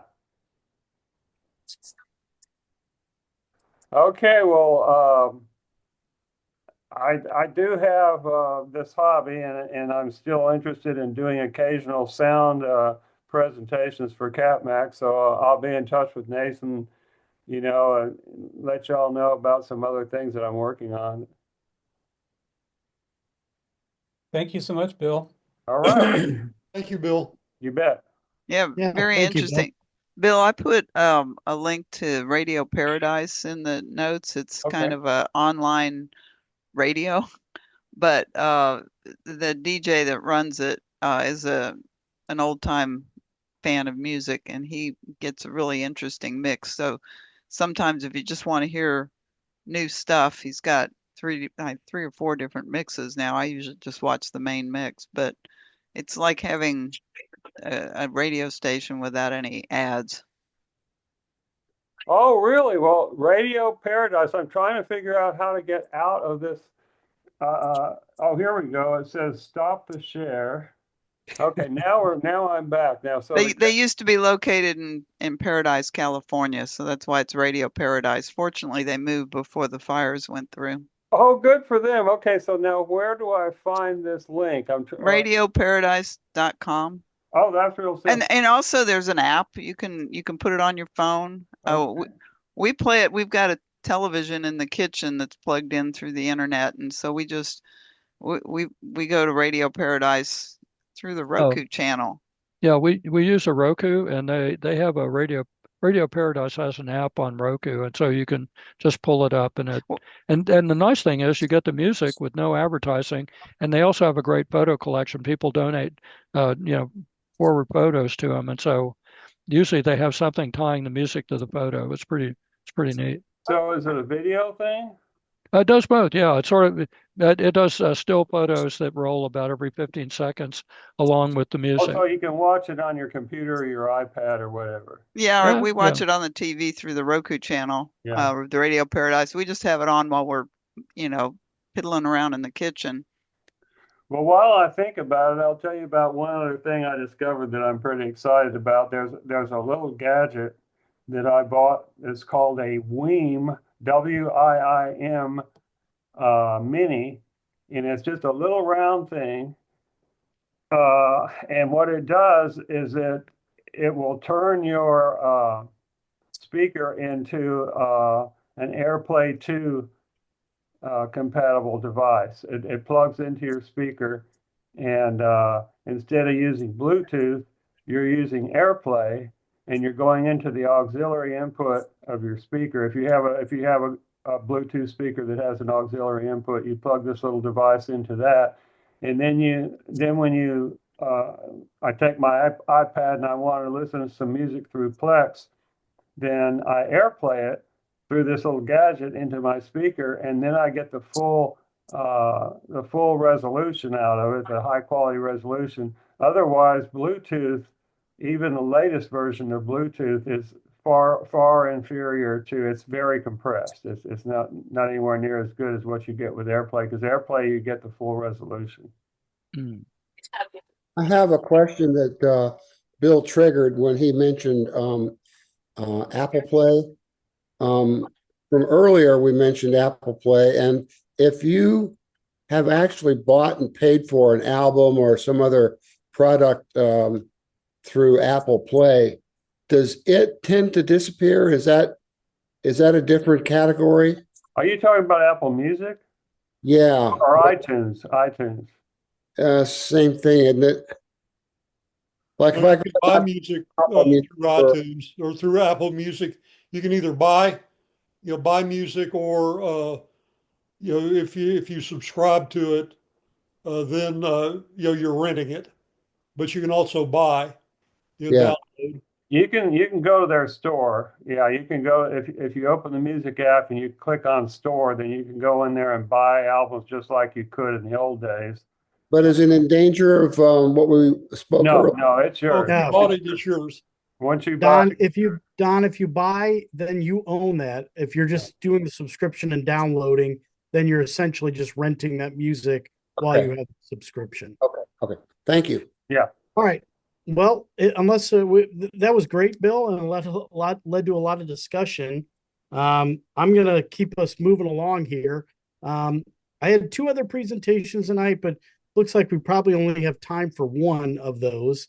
So I'm going to delve into the Mac OS Sequoia one, and I know that if you're using that, you've probably been using that for about 3 months now. So, like I said, some of this may still be new to you, and some of it may be old hat, but we'll see what we get. And what I've tried to do, as I try to do with some of my presentations, is I mix me demonstrating some things, and then I intersperse some little videos of other people talking about some stuff as well, just to make it a little more interesting. So let me bring this up here. All right, can you all see that? Yeah. All right, great. Yep. So, like I said, since it's Mac OS 15, I'm going to discuss 15 features of Sequoia. And just a little background on it. This is the 19th publicly named OS for Mac since OS 10 was released in 2001, and it's the 21st version of the Mac OS X system. So is your Mac compatible for Sequoia? Well, if you look down here, you can see the list of computers that can handle it. There's still quite a few that can handle it. Just like the iPhone, though, there are limitations. If you want to be able to use Apple Intelligence, you've got to have one of the M series Macs with the Apple Silicon chip to be able to use the Apple Intelligence features that have been coming out. Now, there are, and I'm going to say this to the people who are here from GAMUG, there are some features in Sequoia that mirror the features in iOS 18. And I covered iOS 18 in quite a lot of depth a couple months ago. So I wasn't going to go over some of those features because I've talked about those before, even though I know our CapMac friends weren't there when I did that. So there's some things I'm just skipping over because, like I said, we've talked about them. All right, number one, the first thing is you can hide distracting items. Love this feature. I wish I could do that in real life with people that are distracting. So if you're using Safari, you're going to see a little icon up in the window bar up there, the address window. It's on the left-hand side, and you're going to see this little icon. It looks like a rectangle with a couple bars beneath it. And when you press on that icon, you're going to see this little drop-down menu appear, and you're going to have the ability to hide distracting items on any web page that you're on. When you press the icon, again, you see this menu pop up. Click on hide distracting items, and it will allow you to get rid of what you don't want there. So here's an example. Now, I don't allow ads on any of my browsing. It's very rare that I see an ad. So I was on TSN, which is Canadian Sports Network, and that big empty area you see there was normally ads. They just don't pop up on my computer. So if I want to get rid of distracting items, you can see what I do here. I go up and click on that little icon.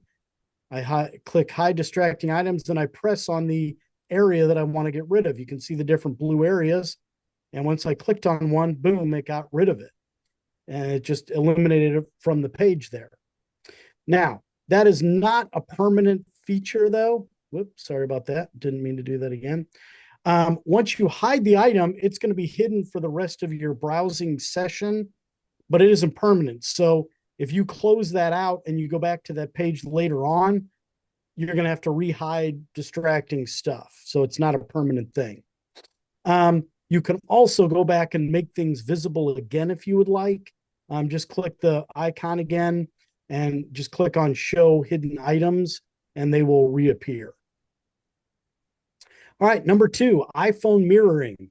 One of the cool features is the ability to mirror your iPhone on your Mac, and you can literally control your iPhone screen from the Mac. And, if say you're sitting at your computer, you don't feel like pulling out your phone out of your pocket, or maybe the phone's in the other room, no worry about it. You can now just mirror that right on your desktop here, and I'll get a little video to show you this. Here's everything you need to know about mirroring your iPhone to your Mac with macOS Sequoia and iOS 18. How it works, what doesn't work, and some tips and tricks. Before we dive in, be sure you're subscribed to the channel with notifications turned on so you don't miss my latest videos on all of Apple's new updates and devices. So what do you need to mirror your iPhone? Well, it's pretty straightforward. You'll need a compatible Mac running macOS Sequoia, as well as sporting either Apple Silicon or a T2 security chip. And yes, that means this feature will work with certain Intel-based Macs. If you bought a Mac from 2020 onward, it will work, as will 2018 and later MacBook Pros, MacBook Airs, and Mac Minis. Any iPhone that runs iOS 18 will also be compatible. That goes all the way back to the iPhone XR or the second generation iPhone SE.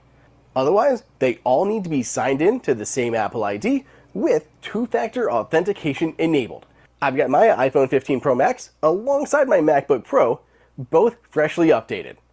After installing macOS Sequoia, you'll see a new icon appear in your dock. It's not the flashiest of icons, but it's pretty descriptive. Apple provides a basic getting started guide upon first launch, but you don't need that. You've got me. After you enter your passcode on your iPhone screen, it's mirrored. Easy as that. You can see my lovely new iOS 18 home screen. By the way, if you want to learn more about customizing your home screen with this update, check out my other video that I've gone ahead and linked here. Mirroring works shockingly well. It is super smooth, animations look great. I'm really impressed. There's a lot of polish on this Apple already. Like that icon I mildly mocked earlier. If you take a close look, it changes based on your phone. Depending on which model phone you mirror, the phone image adjusts. It's also awesome that your phone and your Mac don't need to be connected to the internet for this to work. Think of it like AirDrop. They need to be within general proximity to work for them to establish a peer-to-peer connection. There's lots of tips and tricks though to get the absolute most out of iPhone mirroring. And I'm going to tell you that. Pretty intuitive to use your iPhone when mirrored, but some gestures are a bit tough. Like going back to the home screen, opening the app switcher, or accessing Spotlight. You can click the tiny little bar at the bottom to go to the home screen, for example, but it's tedious. Instead, there are built-in shortcuts. Command +1 goes to the home screen.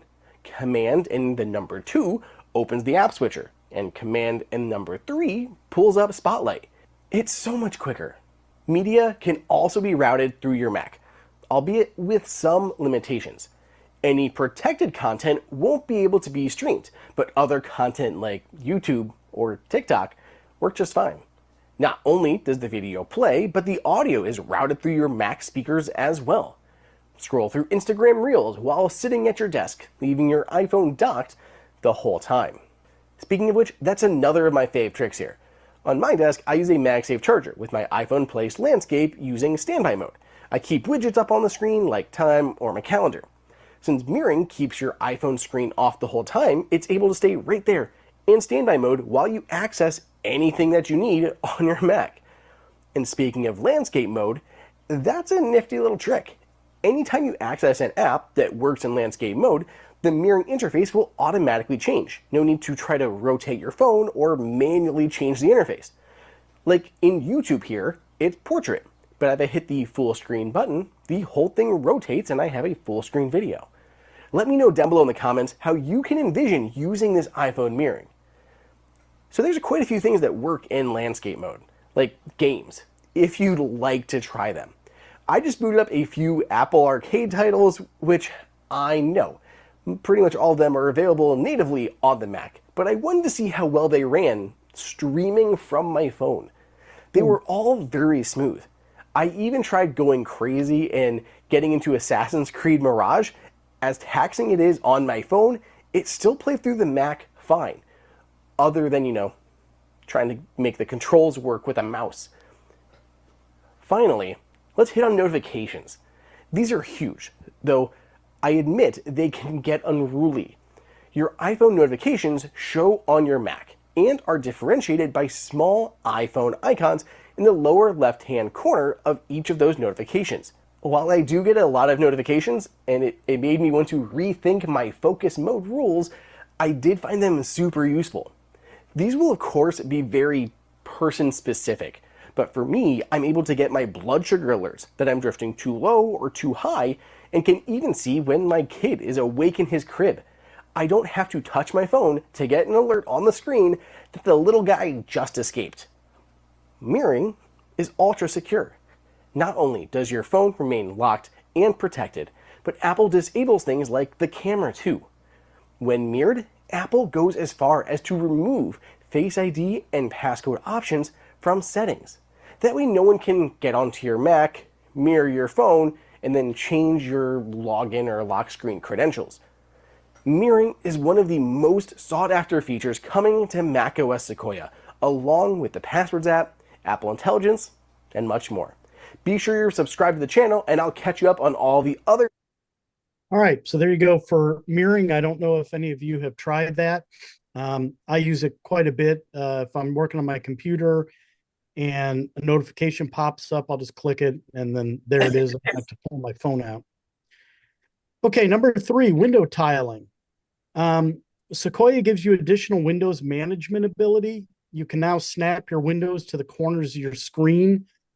So you can see 4 tiled windows at once if you want. You can also snap your windows to half the screen, so you can just see 2 if that's what you prefer. So here's how you use the feature. You're going to drag a window to a corner or edge of your Mac screen. It can be any corner or edge. And when you do this, you'll see a gray border to preview where the window tile will be located around that window. When you let go of the window, it'll snap into place in that location. If you drag it to a corner, it'll take up a quarter of your screen. If you drag it to an edge, it's going to take up half the screen. Hey, Glenn. So, yeah. So this may be what's the annoying thing that happens when I move a window. Sometimes it pops and covers the whole screen, and I didn't want it to do that. And then I have to like move it back to the other side, and it goes back to its normal side. Is there a way to turn that off? I never asked for that. Yeah, in settings, you can turn it off. Is it window tiling? Is that where this thing's happening? And I wish, I looked at that before, but it's been a couple months, and now I wish I could tell you. Just look in your settings, though, and I don't know where it's at. You're going to have to do some searching for it, but you can turn this feature off. Yeah, because I know exactly what you're talking about, that sometimes I just want to move something a little bit to get to something, and then bam, it's bouncing around on me. It's got the whole screen, and it's like, I didn't want that, but I did learn that you can move it back the other direction, and it goes back to its other side. But Yes. I didn't ask for that. Yeah, I know just what you're saying. It gets a little annoying sometimes. Robert Frazier knows how to turn this off because he told me how to do it the other day. That is so super annoying. I was so glad to get it turned off. Well, you want to tell us if you remember? How do you do it? Robert remembers. You go into settings, you scroll down to I can't remember the name. It's desktop and dock. What? Desktop and dock.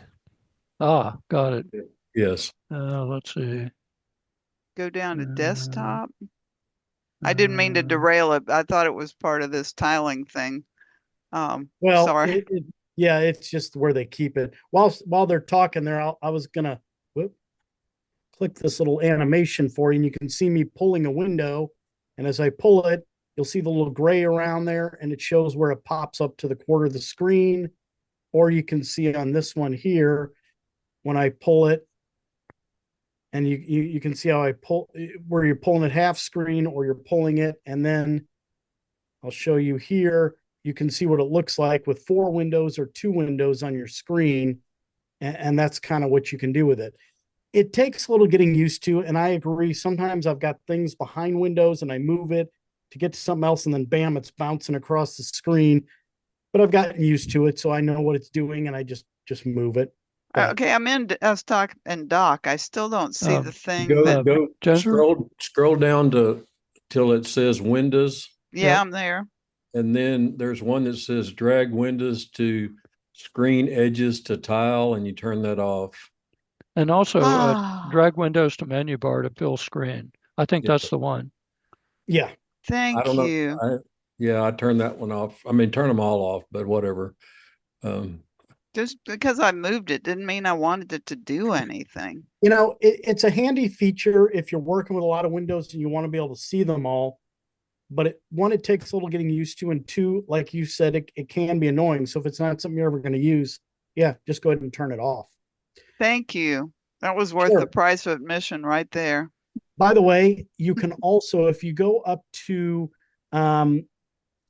window, you can see there is a move and resize for windows, and you can do it using a menu bar. So you don't have to just be flipping stuff around with your mouse if you want. There's also key commands.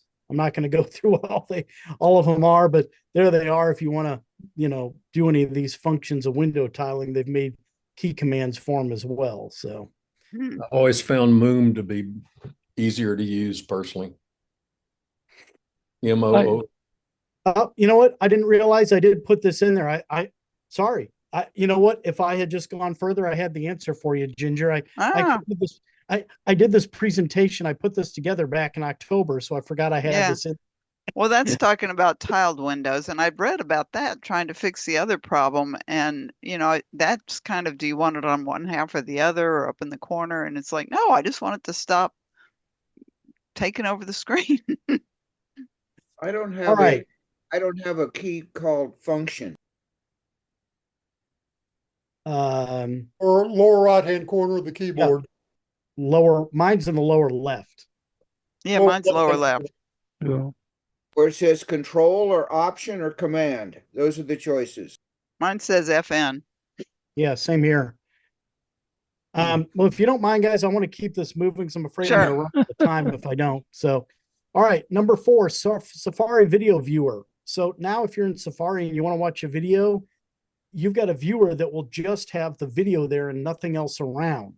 And so that's kind of nice because now you don't have distracting stuff around it, especially if you're going to be watching a video for a while. So to use the video viewer, you just go to a page with a video on it and go to your address bar and click on the highlights icon that I talked about previously, and you'll see a video viewer option. You press on it. So if I am on YouTube, and I'll show you if you watch my cursor how I do this. I go up, I click on the little icon on my address bar, I go down to video viewer, and now it has put it into where that's all you're seeing on that page. And then you can also exit it same way. You just go click on that and exit it. But it's kind of nice because it gets rid of all the other distracting stuff, especially if you're going to maybe be watching a long video for 30 minutes or an hour or something, and I don't want all that other junk around. It's kind of nice. Okay, number 5, the Passwords app. Like iOS 18, Sequoia has a new Passwords app. To me, it's, I think it's so much easier than having to use passwords in the system settings that we were at before.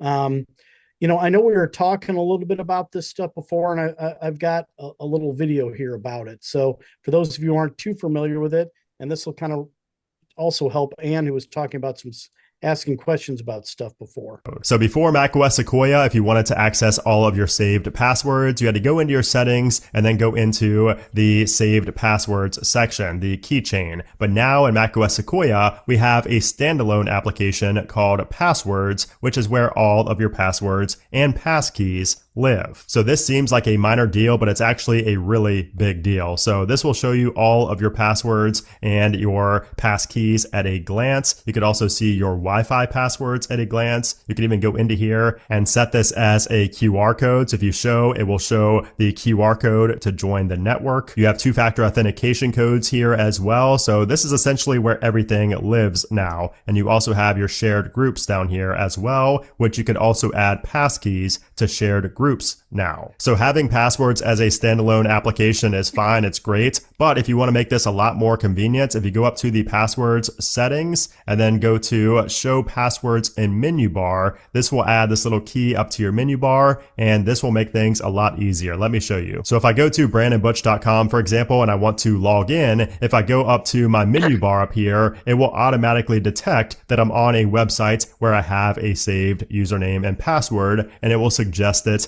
right there. And from here, I can right click to copy the username and password, or I could just click on it regular and I can see what the password is if I hover over that. And it also shows the last modified date and everything. You could also click this right here to open up the full menu for the application. And this does also work on third-party browsers as well, like Arc, Chrome, and Firefox, as long as you have the iCloud extension installed, which you will be prompted the first time you open up passwords to install it.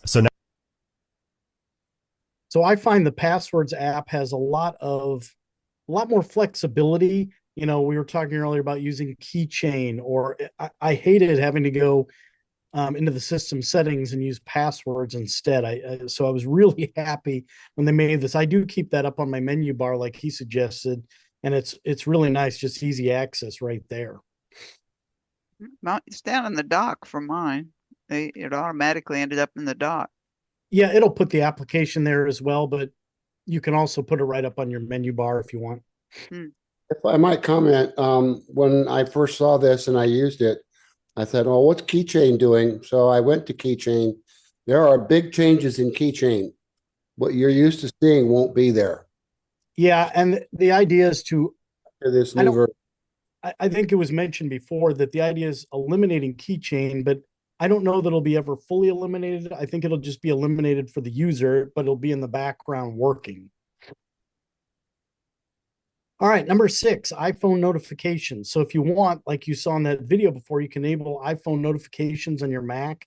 And this way, any notifications that come up on your phone, they'll show up on your Mac, and you don't have to have your iPhone out to see them. So if you want to enable that, just simply go into your settings to notifications, and then click on allow notifications from iPhone. Make sure you just click that to on, and that will allow you to receive these notifications now on your computer. Next, click directly on the allow notifications from iPhone to customize them, and now you can decide what notifications you want to get. So if you don't want to get all of them, you don't have to. You can turn some on or off that you're getting from your phone on your Mac. Okay, number 7, video conference tools. So Apple has added some tools that you can use across, from what I know, all of your video conferencing apps. I haven't really tried them with all of them, so supposedly they work. You're going to see a little green icon with a white video camera inside it that's going to appear up on your Mac menu bar when you start using one of these. I've noticed, though, sometimes the icon will appear as a little purple box with a white icon with a person in front of a rectangular screen. I haven't figured out why it's different, but here are some features that you can use on this. So I'm showing you when you see that. I just went up and I'm pulling some of these things down so you can change your background there. They just have simple colors, or they have some preset photos like from the Apple campus and some other stuff there. Or you can choose to upload your own photos from your own library. So there, I just pulled one up in New York there, and you can add them. And so that is a little drop down thing there that you find. You can also do some other things with that. You can, let's see, my next thing I show you is portrait mode. And so you can blur the background as much or as little as you want. So you see it gets real blurry, or it gets more defined in the background just by using that slider. Studio light is interesting because you can change the light, how much it's real focused on you, again, by using the slider, or it's a little more general. And then as I focus it more on me there, it darkens the background more, so you can see the difference. You also have the little fun reactions that you can use if you want to. You can just pull that down and click it, and then the reactions will happen. Uh, By the way, if you have it enabled, you can also use it with your hands. So is this like with Zoom? It should work with anything. yeah, I can see it up on my menu bar. Yeah, right. It should. You'll find it right up in your menu bar. Right now, my screen is full screen, so I can't go and click on anything else because I'm presenting this to you guys. But you should see this up top there, and I'm just showing you some of the fun effects that you should have there. By the way, I believe some of the stuff that you have will differ depending on the computer running, whether it's an M series Mac or a Silicon Mac, some of those reactions. You also have voice isolation on there, which is nice because when you have voice isolation, you will only hear that person's voice speaking versus a lot of it kind of mutes out the background noise and everything. So how do you enable this video conferencing feature? Yeah, what does the icon look like? Again, as I said here, it's either going to be a green icon with a little white video camera inside of it, or sometimes, as you saw in my video, is a purple box with a white icon of a person in front of a little screen in there. I do have a green box up in my menu bar with a white if camera. you click on that, it'll drop down and you'll see some of those features that I was showing there. All right, number 8. Add website apps to dock. While support for web apps started last year, you can now take a website and add it straight to your dock as a fully functioning web app. And so I want to show you how this works. Last year, we got web application support. So you can now add websites to the dock, which essentially treats the website as an application because it always shows up in the dock down here. And when you click on it to open it opens up in its own menu. And it also shows the name of the site or whatever you chose up here in the main menu. But now with macOS Sequoia, there's now support for web extensions and content blockers inside of web applications. So if you have an ad blocker, that will now work in web apps. And you can see this by going to the web app and then going to settings. And from here, we have an extensions menu where you can change and enable or disable your extensions. And there's also support for opening links directly in web applications. So you can literally add these to your dock. And now when you click on that icon in the dock, you're going to open up that fully functioning it's a web app is what they call it, a fully functioning website right from that just little thing there, instead of having to open up your browser, then go to your bookmark and, go to that site or whatever. Last year we got web. All right. Number 9, voice memos, transcription. I don't know if you guys ever use the voice memos app. I find it handy because, sometimes I'm recording, maybe I'm listening to somebody speak or something. Now, if you open up a recording, it can make a transcription of the recording for you. So here's how you do this. So here all I'm showing you is I pulled up a voice recording that I'd had. It was a speaker. And as it's playing here, I go up and I click on, there's a little icon up there that looks like a little quote box. And I click on that. And now it's transcribed. And you can see as the person's talking, a little white word going along there. That's what they're talking. And while you're looking at that, you can actually scroll up and down, to look at different things. And when you click on some place, it will move the voice ahead to try to match where you're at. So if you want to move ahead in your recording, you could do that. And so it's a cool feature. I'm going to say this, it's not without its flaws. I do find some mistakes in the words and things like that, but it's nice to have, or maybe you've got a recording. Like I said, this was a recording of a speaker I was listening to. It's nice because I could go, maybe if I'm in a place that I just can't listen to it for one reason or another, I can read it if I prefer, whatever. It's just a nice feature. Okay, number 10, presenter preview. Sequoia has a new feature and it's called presenter preview, and it'll let you see what you'll share during video conferencing before you start your screen sharing session.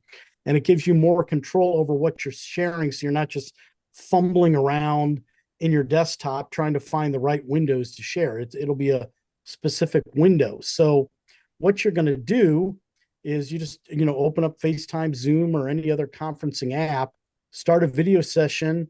And then and I'll show you how to do this with FaceTime. So I went down there and there's the share icon, and I click on the share icon down by the bottom of the screen there. And when I do that, you're going to see, if you hover over an app window that you want to share, you'll see that they become highlighted. And what you can do is you just simply click the little purple button that says share this window. And so it's just giving you a little more precise control over what window you want to share when you're presenting. And it's kind of nice. Oh, so you can look privately at what you want to share and then share it. Yes. And so if you want to choose from your open windows to share, I've kind of highlighted in here up on the upper right corner.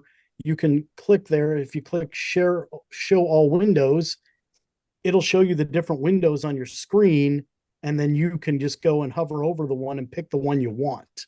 So it gives you, like I said, that ability to choose that before you launch into your presentation. There's also a new video. I am going to skip over that video for the sake of time, though, here.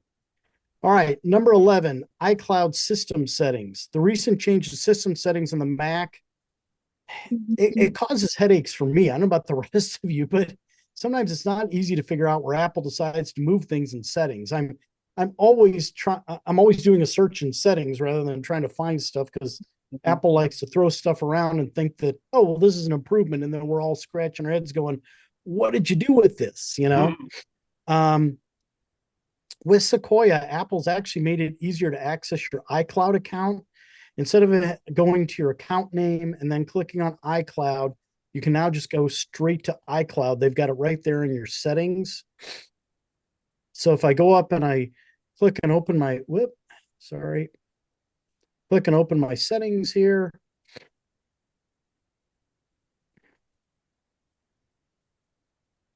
And if you can go, you're in general there right now, because that's what the default is. You can either just click on it there in iCloud, and then you can get to your stuff. Or, sorry, this is moving slow. I was trying to go slow to make sure everybody could follow along. Or if you scroll down, you will just see where it says iCloud down there, and now you're right in your iCloud. So they've actually given you an iCloud setting there. And I like that it's much more streamlined and easy to find stuff in that iCloud, the way it's presented, and to find information about each little thing in iCloud there. I like it much better. Number 12, vocal shortcuts. If you go into accessibility, you can actually create vocal shortcuts and to do things on your Mac. And so you can trigger all kinds of actions. Now, let me ask you guys, I've got a video that takes us through it, but it's like 7 or 8 minutes long. I know we're pressed on time, so if it's okay with you guys, I'm going to skip this. Just know that if you go into accessibility, you can set up vocal shortcuts, and they can perform actions for you. One thing to note, though, as Apple is bringing in more Apple Intelligence features, some of these things were working, and some you'll find, hey, this just doesn't work yet. It's kind of a step-by-step system that they're bringing this stuff in. So I haven't played with this now since I made this in a couple months, so I don't know how we progressed. The video I had that I was going to— Gary here with MacMost. If you look on MacMost, he did this whole instructional video on how to set up vocal shortcuts. Like I said, since we're a little short on time, I'm going to skip that. But if you want to go to macmost.com and just look up his video on vocal shortcuts, you can see what I was going to show you. Glenn, Yeah. Siri is working well with shortcuts in general. Do we have to worry about having to use Siri with this vocal shortcuts through accessories? Well, it depends what you want to do. Some things you can use the S Lady for, simple enough. Other things, it's like, because you might have a bunch of different actions that have to take place to lead you down that path to make what you want to happen. So my answer to you is it depends what you want to do. So if you can make it happen by using the S Lady, great. If not, and especially for somebody who might have some limitations, that they need that, adaptability for them, there may be other things you need to set up that way. I would just tell you to play with that stuff and see what you create. Okay, number 13. If you use the Apple Weather app, it will now automatically give you the weather conditions for both your home and your work. That is, if you have both of those addresses set up in your contact card. So if you don't have a work, in your contact card, then it's only going to give you your home conditions. But if you do have that, it'll automatically pull that from your contact card and give you both. And you have to go into the weather settings there, and you see down there where it says locations. If you check home and work, it'll automatically give you both. By the way, I thought about this. If you wanted a second location automatically, maybe it's my vacation home somewhere, or it's a family member somewhere, I could just put that address in as my work address in my contact card, and it would just pull that and show you that in weather. 14, reminders and calendar. What's cool now is, and I don't know if you guys have noticed this, that in the calendar app in Mac, Sequoia, and both iOS 18, by the way, they now have reminders. If you've used the reminders app in the past, now those are going to appear right there in your calendar app. And once again, I had a nice little video showing you this, but let's see. Oh, wait, this is only 44 seconds. I can do this one. Apple Reminders is getting a long-awaited feature, calendar integration. You'll now be able to create, edit, and delete reminders directly from within the calendar app. Let's say you've jotted down a few reminder items for today in the Reminders app. You will see these in the All Day section of the Apple Calendar. You can move these reminders to specific times, add relevant information, check or uncheck items, and the Reminders app updates all of this simultaneously. If a reminder has sub-items and you try to tick it off in the calendar, you'll get a confirmation alert about these sub-items. Creating a new reminder from the calendar app is simple. Click on a new event and change it to a reminder. You can set this as an all-day reminder of a specific time. I don't know about you guys, but I use reminders all the time. And so it's really nice to have this integration with the calendar app. I love this. All right. Again, I had a video here that I was going to do about settings for privacy and viewing text and stuff. But again, because we're already, past 9 here, yeah, because this video is longer. Well, do you guys mind if I show you a 3-minute video? Just start. Okay, I'll do it. When it comes to privacy and security, there's a few things I would recommend checking. Go into System Settings, then go down to Privacy and Security. Within Privacy and Security, scroll down all the way to the bottom where we actually have the option for Analytics and Improvements. Under Analytics and Improvements, I typically turn all of these off. Now, you don't have to do this, but this is something I typically do as I don't want to send this information. Even though it's anonymous and private, I typically like to keep the analytics here. Sometimes I will share them with app developers depending on the app I'm using, but in general, I turn those off. The same is true with Apple advertising under the Privacy and Security menu. Here I turn off personalized ads. You could leave this on, but I typically leave it off. Where it says turning off personalized ads will limit Apple's ability to deliver relevant ads to you, but will not reduce the number of ads you receive. I don't really want them having any of that information, so I turn it off altogether. Also, locations is something else I would recommend going over. So if we go to Location Services up at the top of Privacy and Security, there's different applications that may or may not need access to your location. Some of them, such as maps, it makes sense so that you can know where you are within the map itself. But again, you could turn this off entirely if you don't want it. Find My makes sense if you're using that because you'll need it. Or if you want a web browser to know, or you don't, you can turn it off or on.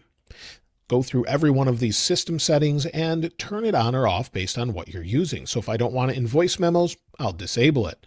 So again, just go through here and customize what works best for you. Also, if we go down to System Services, go to Details, some people recommend turning off significant locations. I typically leave it on, but if you want to keep your device more secure, turn that off and it won't use any of that information.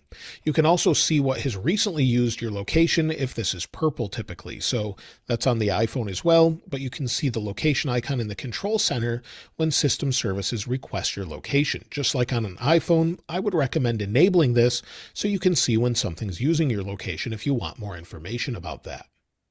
Another feature that's great with macOS 15 has to do with Wi-Fi. Go into Wi-Fi, and within Wi-Fi, go into Details under your current Wi-Fi connection. Within Details, you'll see private Wi-Fi address, and there's a new feature called rotating address. This changes your actual Wi-Fi MAC address every so often, making it more difficult to track your MAC across the web.